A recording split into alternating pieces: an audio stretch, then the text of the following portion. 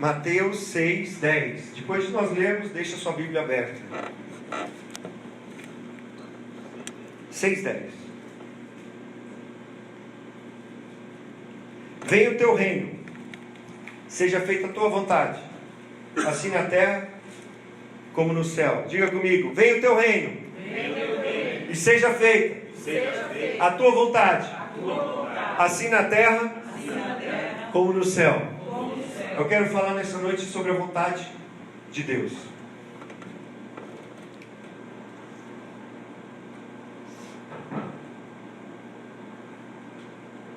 A palavra de Deus nos confronta. A Bíblia diz que lá em Hebreus 4:12, que é uma faca, uma espada de 2 gumes. O que é uma faca, uma espada de 2 gumes? Corta dos 2 lados. Mas ela é apta para discernir os pensamentos do coração e para dividir juntas e medulas. Então, a palavra de Deus, ela cutuca onde a gente não quer ser cutucado, porque se corta dos 2 lados dói, mas depois quando tira, purifica. Conhecereis a verdade, e a verdade libertará. A minha palavra é espírito e vida. A palavra de Deus, ela nos santifica. Santifica-os na tua verdade, e a tua verdade é a tua palavra. Então, meu irmão, minha irmã, por isso que nós temos que prestar atenção, abrir o nosso coração. E se a gente é cutucado, todos nós, porque a gente é confrontado na nossa própria humanidade, nós precisamos abrir nossos corações para a palavra, porque também está escrito lá na armadura do cristão, em Efésios 6, 10 ao 18, está dizendo que a espada do Espírito é a palavra de Deus. A palavra de Deus, junto com o Espírito, ela nos purifica, ela nos santifica, e ela faz, e ela vai deixar em nós aquilo que Deus quer fazer nas nossas vidas. Nós temos que entender, como diz lá em Romanos 12, versículo 2, que nós não podemos nos conformar com esse século, mas renovar o nosso pensamento para experimentar a boa, perfeita e agradável vontade de Deus, do Pai. A vontade do Pai, que é o que a gente quer falar nessa noite, é boa, perfeita e agradável. No entanto, não é só porque eu e você cremos em Jesus que nós vamos experimentar disso automaticamente.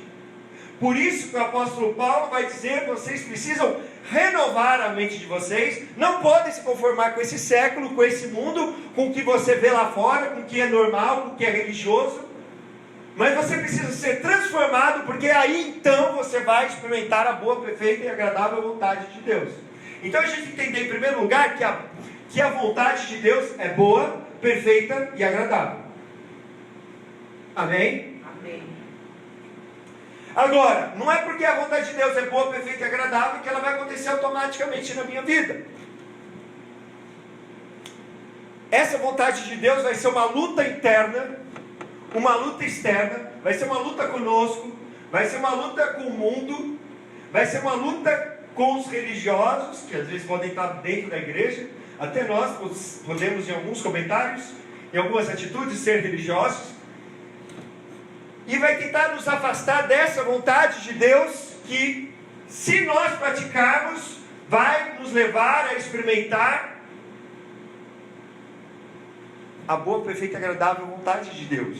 Porque ele diz assim: eu é que sei os pensamentos que tenho sobre vós, pensamentos de paz e não de mal, para o fim que desejais. Porque a palavra que sai da minha boca não voltará vazia, mas antes ele vai dizer que os meus pensamentos para vocês, e os meus caminhos são muito mais altos, assim como os céus são mais altos do que a terra. Então a vontade de Deus, meu irmão, minha irmã, é aquilo que a gente precisa viver. Você não precisa de um... por isso que o apóstolo Paulo fala assim, ó, não pense nas coisas de baixo, nas coisas terrenas, mas põe sua cabeça, seu alvo nas coisas lá de cima.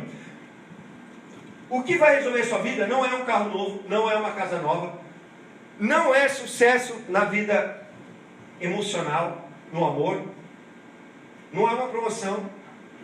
O que vai resolver a nossa vida é nós vivemos de acordo com a vontade de Deus, que vai nos levar a experimentar o que é bom, perfeito e agradável.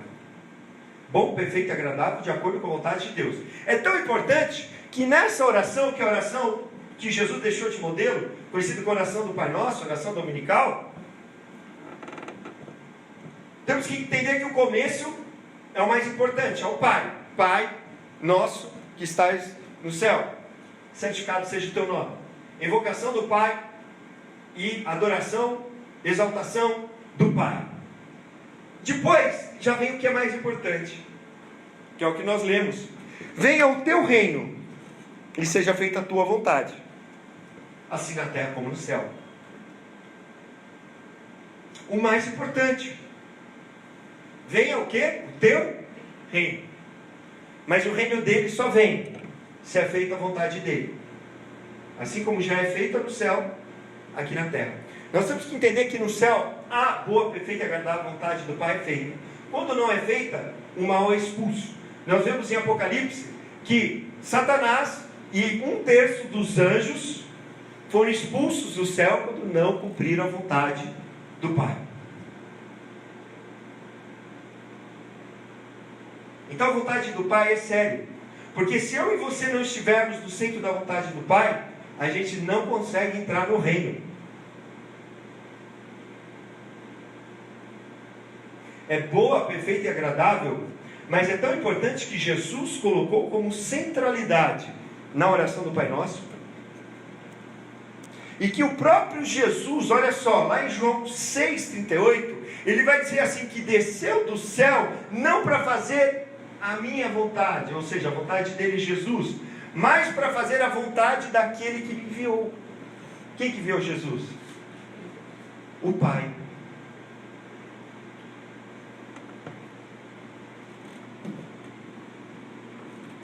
Portanto, eu e você temos que estar rendido à vontade do Pai. Por quê?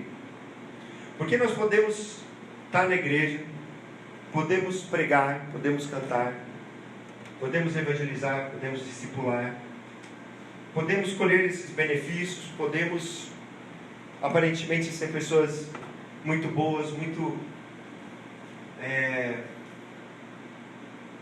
santificadas, mas podemos estar fazendo tudo isso por nós mesmos e não colocar o Pai no centro e a vontade dele no centro. Porque nós vivemos no mundo desde o princípio, desde o jardim do Éden. Preste atenção, a luta sempre foi com a vontade. Na nossa alma a gente tem vontade, tem emoção, tem os nossos pensamentos, tem a nossa memória. E a vontade, eu escolho não fazer.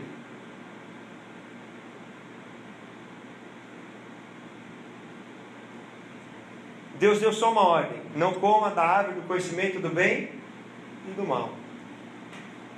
Mas aí a vontade da mulher fez com que ela comesse, e a vontade do homem fez com que ele comesse. E a partir do momento que a gente escolhe a nossa própria vontade, a gente começa a experimentar a morte. E a gente começa a ter medo de Deus, das coisas de Deus, e se afastar de Deus. Foi o que aconteceu. Adão e Eva se esconderam de Deus. O pai ia conversar todos os dias com Adão, mas naquele dia Adão se escondeu, porque ele teve medo. Então é uma síndrome adâmica, humana, nós não fazemos a vontade de Deus. E a religião é a tentativa frustrada de suprir isso. E nós podemos até utilizar da religião evangélica, protestante, cristã, para continuar com a nossa vontade no centro, porque isso está na natureza humana. E como que isso é visto? Por exemplo, qual a razão que você vem na igreja?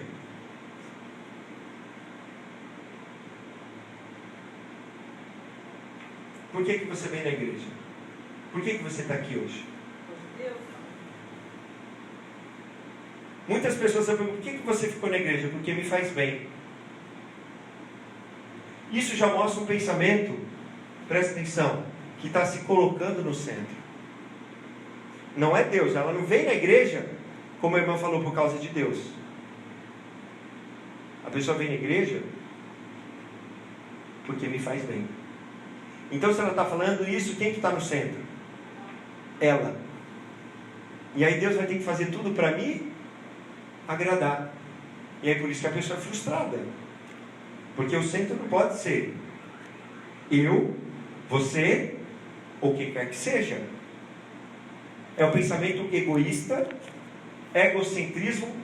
Egocentrismo e egoísmo vem da palavra ego. Ego no grego é eu. É o pronome eu. Eu. Então é eu no centro. Egoísmo, eu só penso em mim. Egocentrismo, eu estou no centro. Que gera o hedonismo. O que é hedonismo? A busca pelo prazer. Então eu uso Deus para conseguir tudo o que eu quero. Para quê? Para ter o prazer. Para ter o que eu quero. E isso gera o que? Um pensamento liberal. O pensamento liberal não é só um pensamento de que tem que liberar tudo e fazer tudo de errado. Não, a essência do pensamento liberal é a essência adâmica. De eu colocar a minha vontade no centro e usar Deus para conseguir isso. Até Jesus.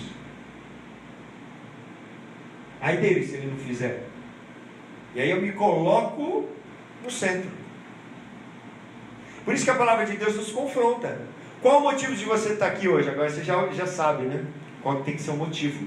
Por que você vai na igreja no domingo? Porque o domingo é o dia do Senhor. Por que você vai? Eu estava conversando com a Dani hoje. A Dani não pôde vir, que a Vitória ficou com febre. E ela ficou em casa hoje, com as crianças. E eu falei para ela não vir. Ela queria vir. Ela falou, não vou. Não, eu falei, fica com ela. Mas eu estava conversando, eu estava lembrando, quando a gente estava lá na igreja da Vila Virgínia, muitas das vezes eu ia, a maioria das vezes no culto de sexta e culto de vigília, o pastor não ia. E não é porque ele estava fazendo alguma coisa. Mas então, eu lembro que estava eu e a ministra de louvor e minha esposa ali na vigília. E eu estava lembrando, meu amor, você lembra por que a gente ia na vigília? Pelo mesmo motivo que eu fui na última vigília regional, fui eu e minha esposa e fui o Edilson. Porque a gente quer. Não só porque a gente quer, porque a gente quer Deus. A gente quer mais de Deus. E não, porque o pastor mandou. Eu podia muito bem obrigar todo mundo que viesse. O que eu falei na segunda-feira na EDD? Por favor, irmãos, venham.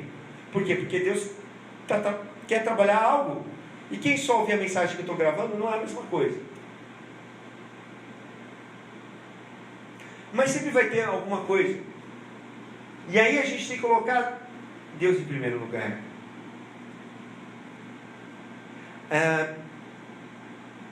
A vontade de Deus é tão importante que o Jesus coloca na oração. Jesus fala que desceu do céu para fazer a vontade do Pai. E Jesus, no jardim do Getsêmani, em Mateus 26, ele vai orar 3 vezes, quase que a mesma coisa. Ele vai dizer assim para os seus discípulos, vai pegar Pedro, Tiago e João, vai dizer que sua alma está, no versículo 38 do capítulo 26, sua alma está profundamente triste até a morte, ficai aqui e vigiai comigo. Ele assediando um pouco, coloca o seu rosto em terra e ora, meu Pai, se possível, passa de mim esse cálice. Todavia, não seja o que eu quero, mas o que tu queres. Ou em outras versões, não seja feita a minha vontade, mas a tua vontade. Ele volta para os seus discípulos que estão dormindo. Ele fala, vigiai e orai para que não caia em tentação. O espírito está pronto, mas a carne é fraca. Ele volta para orar de novo. Ele diz, meu Pai, se não é possível passar de mim esse cálice sem que eu beba, faça-te a tua vontade. No versículo 43, ele volta e encontra dormindo de novo. E depois ele volta, deixa-o. E aí no 44, ele foi orar pela terceira vez, repetindo as mesmas palavras. No momento do ministério de Jesus Cristo, que ele viu que ele estava saindo da vontade do Pai, ele foi orar sem cessar até o seu coração humano, porque ele foi 100% homem, 100% Deus, está sintonizado com a vontade do Pai. E como que a gente sabe a vontade do Pai? A vontade do Pai é manifesta pela palavra dele. Porque a palavra que sai da boca de Deus não voltará vazia, mas fará aquilo que lhe apraz. O que lhe apraz, ou seja, a vontade dele. Então a palavra de Deus revela a vontade do Pai. Amém? A vontade de Deus é revelada pela sua palavra. Você está anotando? Ok? Assim, ó. A vontade de Deus faz eu experimentar o que é bom, perfeito e agradável. A vontade de Deus foi centralizada na oração do Pai Nosso. A vontade de Deus foi isso que Jesus desceu para fazer. Jesus, quando saiu dessa vontade, ele orou até que seu coração estivesse sintonizado. E a vontade de Deus é revelada pela palavra de Deus. Você anotou tudo isso aí, amém? Anotou no seu coração? Vou te dar o exemplo de Jesus. Isaías 53, 10.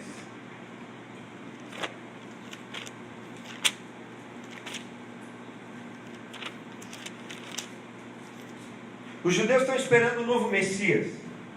Alguns dizem que talvez nessa geração, ou muito em breve, vai surgir o Messias que eles vão dizer que é o Messias, que não é Jesus. Mas eles se esquecem desse texto, que esse Messias não pode cumprir, mas que Jesus cumpriu, que já estava escrito sobre aquele que seria o Messias, o Cristo. O Messias é a mesma coisa que Cristo. Amém? Olha só o que está escrito sobre o Cristo. O que deveria acontecer com o Cristo, com o Messias? Contudo, foi da vontade do Senhor esmagá-lo e fazê-lo sofrer, embora o Senhor tenha feito da vida dele uma oferta pela culpa. Ele verá a sua prole e prolongará os seus dias, e a vontade do Senhor prosperará na sua mão. Olha quantas vezes é falada a palavra vontade. Em outra versão, todavia ao Senhor agradou moê-lo, fazê-lo enfermar. Quando der ele a sua alma como oferta pelo pecado, verá a sua posteridade e prolongará os seus dias, e a vontade do Senhor prosperará nas suas mãos. Ele desceu para fazer a vontade do Pai, só que a vontade do Pai tinha que ser feita aqui na terra. Não é isso a oração do Pai? Venha o teu reino e seja feita a tua vontade, assim na terra como no céu. No céu já é feito, se não é feito, é expulso. Mas Jesus veio revelar o Pai. Ele diz assim, ó, você não vê a mim, você vê o Pai. Você não crê que o Pai está em mim e que eu estou no Pai? Eu desci para fazer a vontade do Pai. E ninguém conhecia a Deus, a não ser Jesus. E Ele veio nos revelar o Pai, amém? E aqui, então, no texto bíblico, já está mostrando que Jesus teria que morrer na cruz, e que era da vontade de Deus, era do agrado de Deus, e que Ele deveria ser oferta pelo pecado. No entanto, ele está ali no jardim pedindo para o Pai afastar dele aquele cálice. Ou seja, afastar dele a cruz. Jesus não conhecia o texto?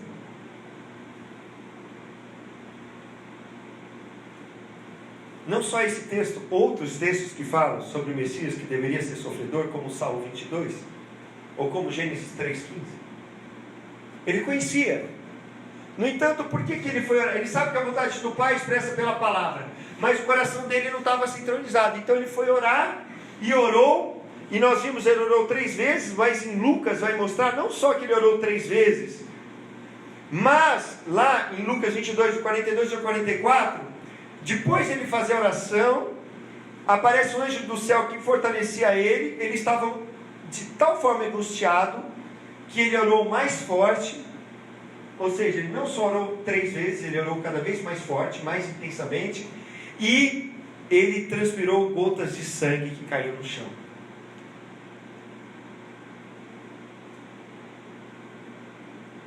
Enquanto a vontade dele, do Pai, não estivesse alinhada com o coração dele. Se nós queremos trazer o reino dos céus aqui na terra, como nós estamos cantando, não tem outra forma senão nós fazermos 100% da vontade do Pai.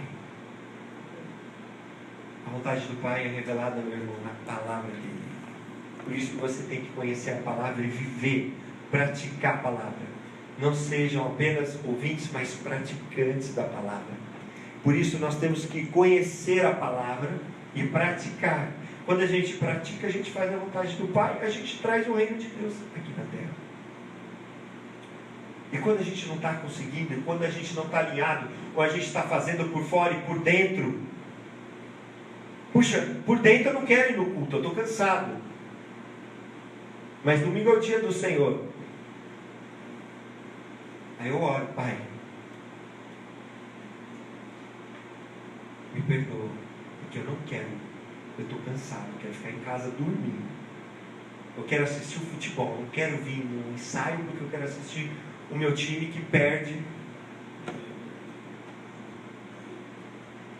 ou que ganha. Tem os que mais perde que ganha.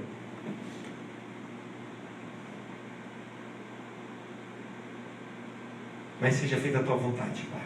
Qual que é a tua vontade? Aí você abre ali na palavra. 6 dias trabalharás, em 1 descansarás. E o que você descansa é o dia do Senhor. A gente não guarda o sábado, mas é a essência do mandamento, o princípio, a gente guarda. Amém? Tem um dia para o descanso, tem um dia para a família, tem um dia para o Senhor, porque era o dia do Senhor. Amém? Então, o que o Senhor creio que colocou no meu coração agora, eu gostaria de mexer em tanta coisa aqui. Orar com você. Pedir para que você venha aqui na frente.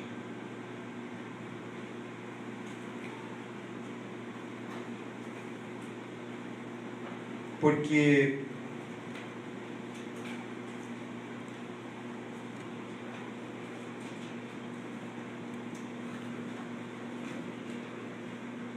a vontade do Pai precisa ser feita.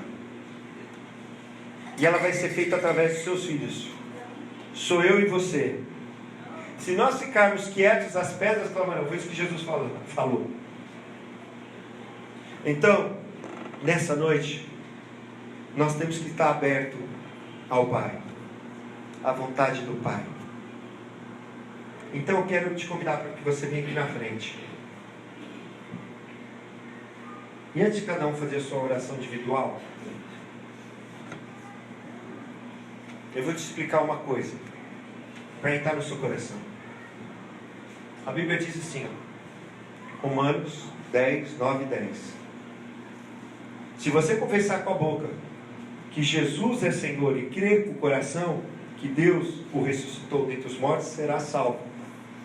Porque com a boca confessa a respeito da salvação, que o coração se crê para a justiça. Presta atenção. Confessar Jesus como Senhor é que Ele passa a ser o dono da sua vida. Ou seja, quem manda é Ele. E o servo naquele tempo, Senhor, o servo não tinha direito à felicidade, não tinha direito à sua vontade. Ele tinha que se sujeitar a tudo ao Senhor.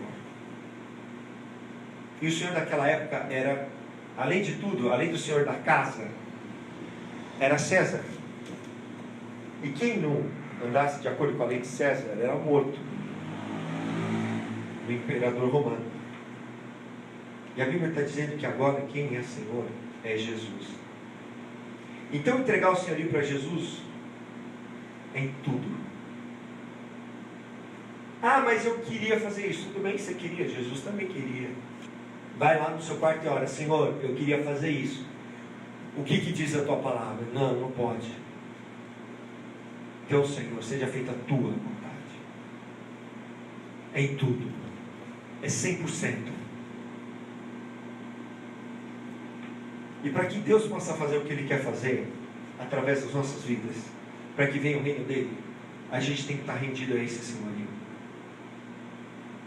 Então por isso que eu quero te convidar a orar, para você receber Jesus de novo, mas agora com um novo entendimento, de que ou é tudo ou é nada. Senhorio é senhorio para valer. Não vale dizer assim: ah, mas essa parte aqui eu não concordo, eu acho que não é assim mesmo. Eu lembro uma vez que vieram me perguntar o que eu achava. Isso eu não estou falando para expor ninguém, é só para dar um exemplo, tá? O que eu achava a respeito de quem vive como casado e não é casado.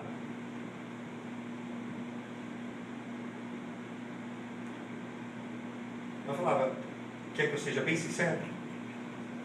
Se teve tempo de se arrepender, de confessar e de mudar e não mudou, vai para o inferno. Ah, mas tal pessoa falou. Tudo bem, pode ter falado, pode ser o Papa, pode ser o Bispo, pode ser quem quer que seja. Mas se está escrito, está escrito. Os fornicadores, os que praticam imoralidade sexual, não vão herdar o reino. Então não adianta só você: ah, não vou tomar ceia. Não é só tomar ceia. Se você não pode tomar ceia, você não pode entrar no reino. Então vai, se arrependa, mude. E a pessoa mudou. Amém? Por quê? Porque a pessoa viu qual que é a vontade de Deus. É boa, perfeita e agradável. Então, eu só dei um exemplo, porque fazer isso vai custar de nós agora, depois lá fora. Isso eu estou falando para você e eu serei cobrado com uma recobra.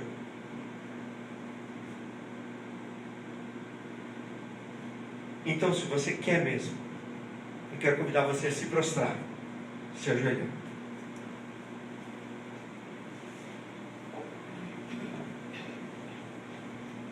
Você vai repetir a oração comigo? Mas tem que ser de coração. Eu só vou te ajudar. Depois que eu terminar a oração, aí eu vou orar fora do microfone, e aí você fala para o Senhor. Aí Deus vai mostrar para você, já está te mostrando o que você precisa mudar, que já tem te cutucado e você não tem mudado, ou eu não tenho mudado, nós não temos mudado, porque você entregou a vida para Ele como Senhor, e Ele é dono. Então olha assim comigo: Senhor Jesus, nesta noite, mais uma vez, eu quero renovar a minha aliança contigo, no sangue de Jesus, no teu sangue derramado na cruz.